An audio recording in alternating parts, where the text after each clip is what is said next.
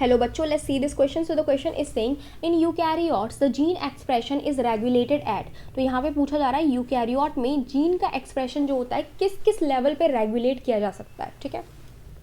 तो यहाँ पे जीन एक्सप्रेशन का मतलब क्या है?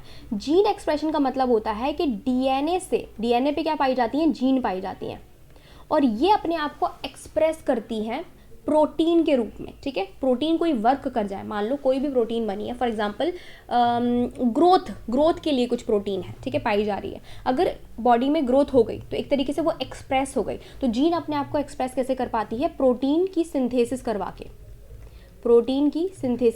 के।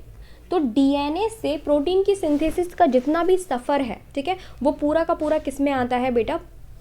जीन के एक्सप्रेशन में आता है, ठीक है। अब ये कैसे कैसे रेगुलेट हो सकता है? तो ये रेगुलेट हो सकता है डीएनए से आरएनए बनने के प्रोसेस में, जिसे हम लोग बोलते हैं ट्रांसक्रिप्शन।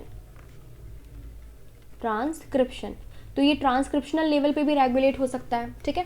देन फिर आरएनए जो बनता है डीएनए से, वो कैसा बनता है? एचएनआरएनए बनता है, ठीक है। डायरेक्ट मैसेंजर आरएनए नहीं बनता।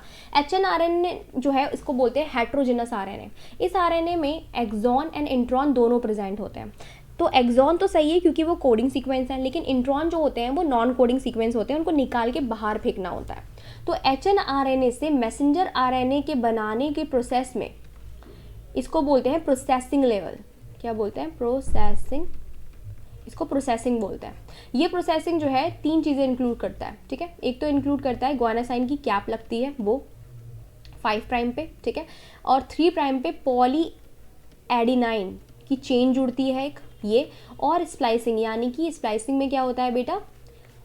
इंट्रॉन को निकाल के बाहर फेंक देते हैं, इंट्रॉन स्प्लाइस आउट, ठीक है। इंट्रॉन क्या होते हैं? नॉन कोडिंग होते हैं। ये 3 चीज़ें इंक्लूड करता है। मैसेंजर आरएनए बन चुका, ठीक है। अब ये मैसेंजर आरएनए जो है ये ट्रांसपोर्ट करता है कहाँ? न्यूक्लियस में, क्योंकि इतना पूरा का पूरा प्रोसेस किस में हुआ है? न्यूक्लियस के अंदर हुआ है। दिस इज न्यूक्लियस के अंदर। अब इसको बाहर कहाँ जाना है? साइटोप्लाज्म में जा रहा है। So here we have cytoplasm. तो मैसेंजर आरएनए का ट्रांसपोर्ट जो हुआ है कहाँ पे? साइटोप्लाज्म में, यहाँ पे। फिर ये मैसेंजर आरएनए जो होगा, ये हमारा मैसेंजर आरएनए, ठीक है, इससे बनेगी प्रोटीन, ठीक है। और इस प्रोसेस को हम लोग बोलते हैं translation. So here we have how many? पहला तो ट्रांसक्रिप्शन लेवल, दूसरा प्रोसेसिंग लेवल, तीसरा ये ट्रांसपोर्ट लेवल, चौथा हमारा ट्रांसलेशन लेवल। तो ये 4 लेवल पे हम लोग क्या कर सकते हैं? जीन एक्सप्रेशन को रेगुलेट कर सकते हैं। Transcriptional level, processing level, transport of messenger RNA from nucleus to cytoplasm and translation level. तो हमारे पास चारों ही जो है वो राइट आंसर हैं। तो BABCD जो है वो हमारा राइट हो जाएगा। आई होप आपको समझ में आया होगा। Best of luck.